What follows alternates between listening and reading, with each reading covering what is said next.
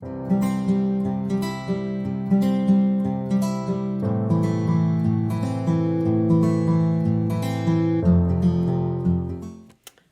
everyone, it's Missy Lane from the Oosterhout Free Library, and today we're going to be hearing the story of Goldilocks and the Three Bears.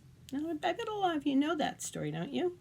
Well, just in case you haven't heard it, or maybe you've forgotten how it all goes, we have a short version right here, and it's Goldilocks and the Three Bears. Now, this book is written by Trixie Bell and Melissa Caruso Scott, and it's illustrated by Oliver Lake, published by Henry Holt. So let's take a look at the story of Goldilocks. Goldilocks is a little girl with golden hair who goes for a walk one day in the meadow, and off in the distance she sees a little house. Now when she gets to the house, she finds the door is not locked, so she decides to go in. This happens to be a house that belongs to three bears, Mama Bear, Papa Bear, and Baby Bear, and they had just left to go for a little walk. Goldilocks goes into the kitchen, and she sees at the table 3 bowls, and on the bowls it says Papa, Mama, Baby. And they're bowls filled with porridge. Do you know what porridge is? It's kind of like an oatmeal. It's not like a hot cereal. So she decides to have herself a little snack. But the first bowl, Papa's, was too hot. Then she tries Mama's, and that's too cold. And then she tries Baby Bear's, and that was just right. So guess what? She ate it all. After she ate the porridge, she wandered into the den where she saw 3 chairs. Now the first chair, Papa Bear's chair, was much too high. And the next chair, Mama Bear's chair, was too low. She found Baby Bear's chair, and that was just right. But what happened? Oops! She broke the chair. Oh, dear. So she goes up the stairs and finds the bedrooms. Now, the first bed she tried was too hard, and the next bed was much too soft. But then, guess whose bed this is? Baby Bear's, of course, and it was just right. So she takes off her little shoes and climbs into bed and takes a nap. Now, while Goldilocks is napping, guess who comes home? The bears are back from their walk, and the first thing they see in the kitchen is someone ate all of Baby Bear's porridge. And then in the den they see someone broke Baby Bear's chair. They wander upstairs to the bedroom, and they see 2 messy beds and 1 bed with a little girl sleeping in it. When Goldilocks wakes up, she gets quite a surprise. Imagine waking up and seeing 3 bears staring at you. So what does she do? She jumps out of bed as fast as she can, doesn't even bother to put her shoes on, and runs all the way home. Says, "Goodbye, bears." Goodbye, Goldilocks. That wasn't very nice of her. Just wander into their house? My goodness. Well, that's the story of Goldilocks and the 3 bears. But today, we have a version that's a little bit different. It's called Goldisocks and the 3 Libearians. Oh, my goodness. It's by Jackie Mims Hopkins and illustrated by John Manders. And this is published by Upstart Books. So, let's take a look at what happens with 3 librarians. Once upon a time, nestled deep in an enchanted forest, there lived a book-loving bear family. Papa Bear was a public librarian.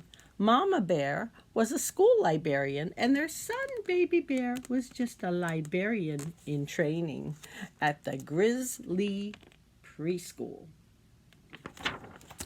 One morning, a little girl named Goldisocks, see, she has gold-colored socks she wears, Goldisocks, was on her way to school, and Goldisocks usually walked along the road, but this day, since she was running a little late, she decided to take a shortcut through the forest. And by, Goldisocks came upon an astonishing sight. There in the middle of the forest, she saw a cottage that appeared to be made of books. Can you see how that looks like an upside-down book? How about that? Made of books. Well, that's pretty exciting. Goldilocks loved books more than bears love honey. So she went up to the house for a closer look. She knocked on the door, and to her surprise, it opened. Oh, you think she's going to go inside? I wouldn't be surprised.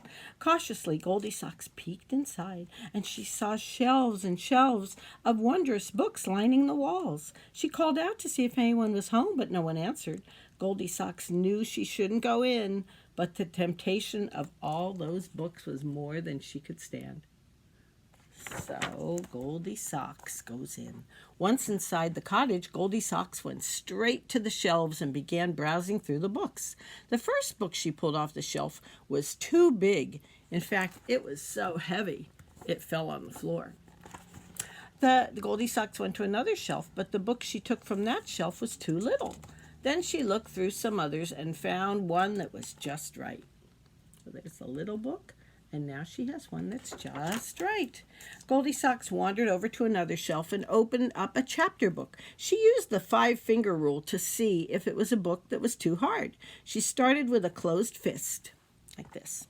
And when she came to a word that she couldn't read, she put up 1 finger. And if she found 5 words she couldn't read, all 5 fingers up, she knew that book was too hard. So she tried another book, and it was too easy. But then she found a book of fairy tales, and that one was just right. After she found several books that were just right for her, Goldilocks began searching for a perfect place to read them.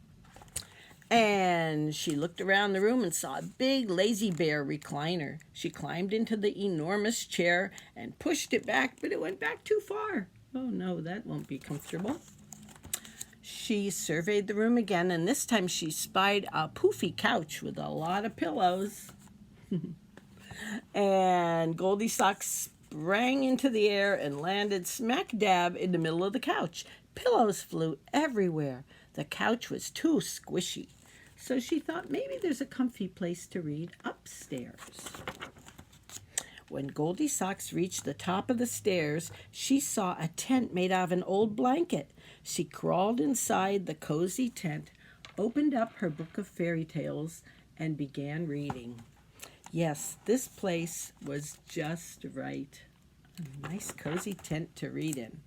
Well, around noontime, the 3 Libearians came home for lunch. Oh, they're going to get a surprise, aren't they? Papa Libearian immediately noticed one of his books on the floor. Somebody's been looking at my big books and left one on the floor. And Mama Libearian said, someone's been looking at my little books and put one back on the shelf with the pages showing instead of the spine. Then Baby Libearian said, someone's been looking at my nonfiction books and one of them is gone. Papa Libearian looked at another shelf and said, somebody's been looking at my hard books and left one on top of the shelf. Someone's been looking at my easy books and put one back on the shelf upside down, said Mama Libearian. And Baby Libearian said, someone's been looking at my fairy tale books and one of them is gone. Papa Libearian saw that his favorite chair was not in the same position he had left it. Somebody's been sitting in my recliner and pushed it all the way back. Mama Libearian said, someone's been on my poofy couch and knocked all the pillows on the floor. And the 3 Libearians crept up the stairs, and when they got to the top, Baby Libearian said, someone's been in my cozy reading tent, and she's still there. Goldilocks looked up from her book and saw the big, sharp teeth of the 3 Libearians. Uh-oh. And those big, sharp teeth were smiling at her. They weren't angry. They all had big smiles on their face. So Papa, Mama, and Baby Libearian joined Goldilocks in the tent, and Papa Libearian read a story to everyone. And it was just right. And that's the story of Goldilocks and the 3 Libearians. Maybe you could make a little reading tent at home if you could get a blanket and drape it over something. That'd be a cozy place to read. Well, you know what? The little special thing we have for you today, in case you want to do these stories at home and act them out, you can make your very own Goldilocks or Goldisocks and the three bears. And you could make up your own story about the three bears and Goldilocks, or you could retell one of the stories we already told. But we have these available for you, and if you come down to the library, just ask for your stick puppets. They could be stick puppets. You color them in, put a stick on the back or a straw or whatever you have. Or you can maybe make them into finger puppets, however you want to use them. And they're your own little three bears and Goldilocks puppets. Now, if you want to hang out for one more minute, we have one more book. This one's a little different. It's Goldilocks and Just One Bear. This is by Lee Hodgkinson, and it's published by a publisher called Nosy Crow. Let's see what this book is all about. And then our fairy tale story time will be over for today. Goldilocks and Just One Bear by Lee Hodgkinson, published by Nosy Crow. Once upon a time, there was this bear. One minute he was strolling in the woods, all happy-go-lucky, and the next minute he didn't have a crumb of a clue where he was. That doesn't look like the woods with all these signs and trash cans. He was completely lost. Oh dear. Looks like he'd wandered into the big city. Look at all the buildings and the cars and the traffic and signs. The bear didn't much like this place. Too many bright lights and not enough twigs. Too much loud honking and beeping and not nearly enough owl hooting. That's the sounds he's used to, the sounds of owls and birds. The bear was also a teeny bit scared, and his furry legs were slightly wobbly. Maybe the thing to do, said the bear, looking around, is to pop into the snooty towers and get away from this terrible racket. So he's standing in front of a building, a big, tall building called the Snooty Towers. It's a building of apartments. Oh yeah, here we are. But the revolving door at the Snooty Towers, it had one of these doors that spins around. And that made him a little bit dizzy, and he was already feeling kind of wobbly. So he kind of wandered around in circles. This little red line shows you the path he took. He went circling around and around until he kind of wandered, almost fell into an open elevator. What the bear needed was a little rest. Definitely that would make things right. He's in the elevator, and now we see the elevator is going up, up, up, up, up in this big, tall building. The bear peeked through the door when it opened and thought how very pleasant it was up here. So he's landed in a nice big apartment on the top of this building. Not nasty and noisy like down there, said the bear. Just the place for a little rest. And all that whooshy traveling was certainly a hungry business, so before a little rest, he thought a little porridge would be good to have. So he's looking around for porridge, and he said, this porridge is too soggy. Is that a bowl of cereal, oatmeal, porridge? No, it's a fish bowl. And then he said, this porridge is too crunchy, but it's a cat dish with little cat food treats in it. And he said, this porridge is a bit on the dry side, but it's better than nothing. And so he ate it all up. Now he's ready for his rest. He found a little dish with some toast in it, and he thought, that one didn't taste too bad. Now the first chair he tried was too ouchy. Is that a chair? No, it's a plant. It's a cactus with sharp pickers on it. And he said, this chair is too noisy. And that is definitely not a chair. That's a very unhappy cat that he sat on. And this chair is just right. He sat in a beanbag chair, but when he did, he's so heavy, all the beans popped out of the chair. Oh my goodness. A little rest is nice, but what the bear really needed to feel like himself again was a nice nap in a comfy bed. So, the first bed he found was too frothy. He's in a bubble bath in a bathtub. And this bed he thought was just too pink. Finally, he found a bed that was just right, and soon he nodded off to sleep.